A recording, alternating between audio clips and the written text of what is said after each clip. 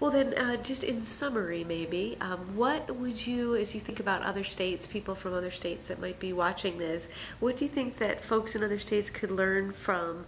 Maybe there might be two different questions from the process of rulemaking on phosphorus in Wisconsin, and then secondly, perhaps on the implementation efforts that you all have underway. Are there lessons that you think would be maybe replicable in other places? I definitely hope that if this is successful, it will serve as a model for other states to do nutrient management and nutrient rules under the Clean Water Act.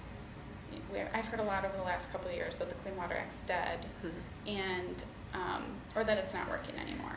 And this is kind of a door to the next phase of the Clean Water Act, I think, if it works. And I do expect it to work, and I'm optimistic about that. So I think that this can serve as a model for other states to implement the Clean Water Act in new ways and breathe new life into it. Kind of reinvigorate things to address the new problems we're facing. I like that idea, And bring together people in watersheds. I mean, one of the exciting things about this is that it spurs creativity and collaboration, and that's kind of what we need right now, I think. Right.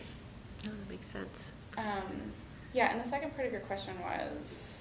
Just about if there's lessons specific to implementation, but I think your comments covered both probably, unless you have additional thoughts.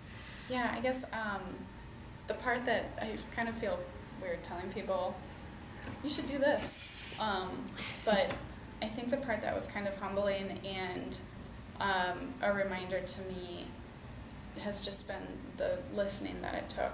And looking back on it, I remember there being so much frustration, and at certain times the other Midwest environmental advocates and I would have to bring each other back to the table. We'd be so frustrated with going around and around in these conversations, or that something insulting was said, that we would just be like, this isn't worth it anymore. But inevitably one of us would say, like, well, there's this little grain of hope, let's just go to the next meeting. Let's not cancel it. Let's not say that.